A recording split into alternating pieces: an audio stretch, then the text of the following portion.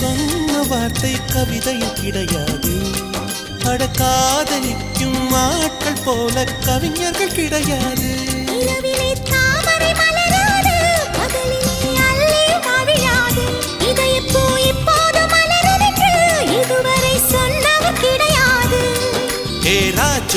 நீ ரம்பா ரம்பா உன்னை எடக்கெட தங்கம் தர துடிக்கும் நெஞ்சம். கைகள் தொடாமல் கண்களால் நெஞ்சை பந்தாடினாய்.